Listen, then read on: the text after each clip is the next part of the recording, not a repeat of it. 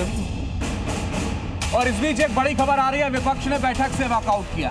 अहम खबर, सर्वदलीय बैठक से विपक्ष ने वॉकआउट कर दिया है। नेता पहुंचे थे मगर वॉकआउट कर दिया है। इसके पीछे की वजह हम जानने की कोशिश करेंगे, मगर बड़ी खबर यह है कि सर्वदलीय बैठक जो राजनाथ सिंह की अध्यक्षता में बुलाई गई थी, रक्षा मंत्री राजनाथ सिंह की अध्यक्षता में जो बैठक होने वाली थी, विपक्ष की नेता जो हैं वो बैठक से बाहर निकल गए हैं और विपक्ष ने इस बैठक से वॉकआउट कर दिया, इस बैठक को छोड़ दिया है। ये अपने आप में बड़ी खबर है। आप ये देखिए कि सभी लगभग जो विपक्ष के नेता हैं वो इस बैठक में पहुंचे थे, मगर अब वो सब जा चुके हैं। वो कह रहे हैं नहीं, हम इस बैठक में शामिल ही नहीं होंगे, वॉकआउट कर दिया है। करके टीएमसी के साथ जो कुछ हुआ है, आम आदमी पार्टी के साथ और शिवसेना के साथ, उनके समर्थन में संविधान की रक्षा के लिए कांग्रेस ने भी वॉकआउट किया। अभी पेंडिंग है, डिसीजन हुआ नहीं।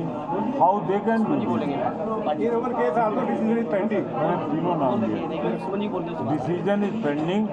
बिना डिसीजन लिए फोरकास्ट कर देना पूरी तरह संविधान के खिलाफ।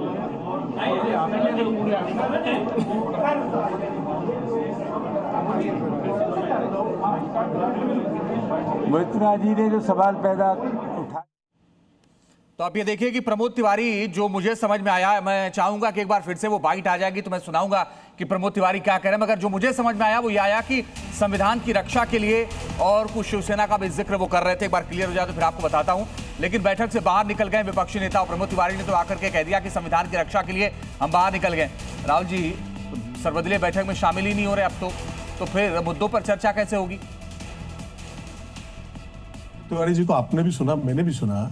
देखिए, जब जिस तरीके से पार्टियों को तोडा जा रहा है। राहुल जी जरा रुकिएगा, अरविंद सावंत कुछ कह रहे हैं, बोल लें फिर मैं आपके पास आता हूं। सगळं त्याच्यामध्ये आहे आणि 10व्या घटनेच्या 10व्या शेड्यूलमध्ये अशी कुठली तरतूद नसताना अशा लोकांना मान्यता देणं गैर आहे आणि म्हणून आम्ही सगळ्यांनी आज ऑल पार्टी मीटिंग मध्ये वॉकआउट केलेला आहे। आए हैं, उनको अभी तक स्पीकर ने मान्यता नहीं दी है, इसके बावजूद उन्हें पार्लियामेंट्री अफेयर मिनिस्टर ने यहाँ इन्वाइट किया है इस ऑल पार्टी मीटिंग में। इसका हम विरोध करते हैं जेएमएम की तरफ से। तो आप ये देखें कि टीएमसी और साथ ही शिवसेना उद्धव गुट के लिए ये इस बैठक का वॉकआउट किया गया है। राहुल जी कंप्लीट करिए। जब सरकार जो है 17 अप्रैल 2026 को परिसीमन बिल जो है पास नहीं करवा पाई, तो उसको लेकर इन्होंने पार्टियों की खरीद फरोख्त और सांसदों की खरीद फरोख्त शुरू कर दिया, पार्टियों को तोड़ने का काम किया। ये सारी चीजें हैं। इसको लेकर विपक्ष ने इन पार्टियों के साथ जो है खड़े होकर एक विपक्षी एकजुटता का संदेश गया है।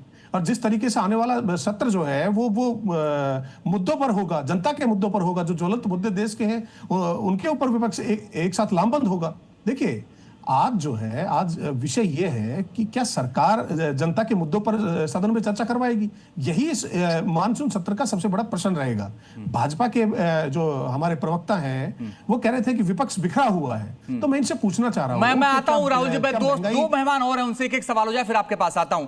धीरेन्द्र मुन्ना जी, अभी किरण रिजिजू कह रहे थे कि भाई लोकसभा और राज्यसभा बहुत सुचारू रूप से चले, मगर उसकी तस्वीर कल क्या होगी ये आज दिख गया।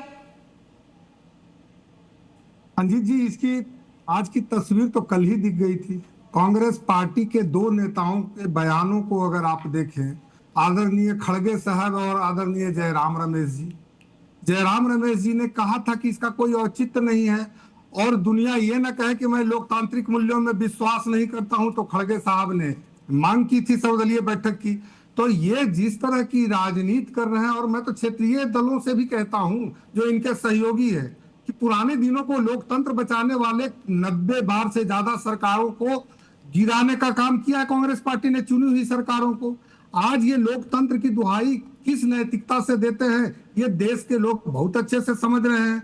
आप लोग लोकसभा को चलने नहीं देना चाहते हैं क्योंकि राष्ट्र से जुड़े बिल, राष्ट्र से जुड़े मुद्दे उठाए जाते हैं जिसमें इनको नेताओं के इनके विश्वास नहीं है, और इनके सांसद पहले अपने क्षेत्र के लिए उत्तरदायी होते हैं, फिर लोकसभा के लिए उत्तरदायी होते हैं। और राष्ट्र निर्माण में कहीं वो सहभागिता करें जो हम लोग कर रहे हैं, उसकी बड़ाई ना करें, इसलिए ठीक अपने है दिनेश मुन्ना जी, आप बने रहिएगा। सीमा जी, मैं आप भी बने रहिएगा, मैं आ रहा हूँ। सीमा जी, बस मुझे थोड़ा सा वक्त दीजिएगा। धनंजय जी, आप भी बने रहिएगा, आप सभी बने रहिएगा।